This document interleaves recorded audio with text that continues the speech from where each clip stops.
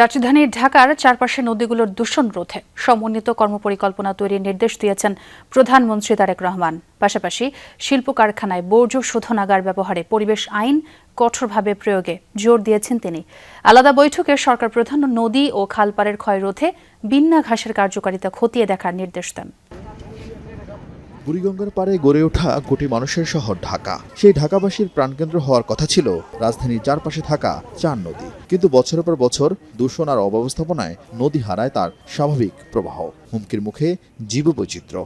নির্মল পরিবেশের বদলে নদী পাড়ে বাড়ছে রোগবালাই,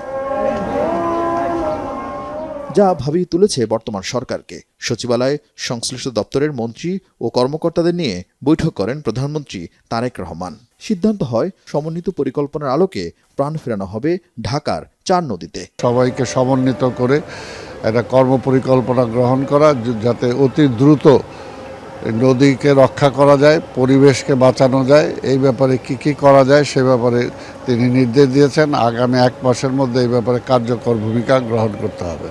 নদী রক্ষায় দূষণকারীদের বিরুদ্ধে বিদ্যমান পরিবেশ আইন কার্যকরভাবে প্রয়োগে জোর দেন প্রধানমন্ত্রী। কলকারখানা যেগুলো আছে তারা যাতে সরাসরি নদীতে না ফেলতে পারে এবং সেগুলোকে ফেলার আগে যাতে একটা প্রসেসের মধ্য দিয়ে বিষাক্তটা যাতে নদীতে না পড়ে সেই ব্যাপারে ইটিপি, এসটিপি যেখানে যা বসানো দরকার সেগুলো বসাইতে হবে।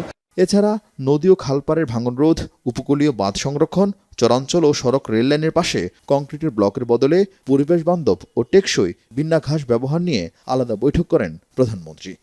বিকেলে রংপুরের ক্ষুদে শিল্পী অনুশ্রী রায়কে হারমোনিয়াম উপহার দেন সরকার প্রধান। 5ম শ্রেণীর ছাত্রী নজরুল সঙ্গীতে এবার জাতীয় প্রাথমিক শিক্ষা পদক জয়ী। সে সময় সঙ্গীত নিয়ে আগ্রহের কথা জানিয়ে সহযোগিতা চেয়ে চিঠি দেয় প্রধানমন্ত্রীকে। সেই চিঠির সুবাদেই আজকে এখানে আসা।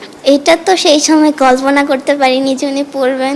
যখন উনি নিজেই পড়েছেন সেটা শুনে বড্ড ভালো লাগছে। তখন তো বলে বোঝাতে পারবো না, অনেক ভালো, অনেক অনেক অনেক। উনি আমাকে একটি চেঞ্জের হারমোনিয়াম গিফট করেছেন এবং আমার গান শুনেছেন। একই দিনে নিরাপত্তা কর্মী তাবিউল ইসলাম রাকিবকে সাক্ষাৎ দেন সরকার প্রধান। রাকিব প্রধানমন্ত্রীর সাক্ষাতের প্রবল ইচ্ছার কথা জানিয়ে সামাজিক মাধ্যমে ভিডিও পোস্ট করেছিল। আরিফিন শাকিল, যমুনা নিউজ, ঢাকা।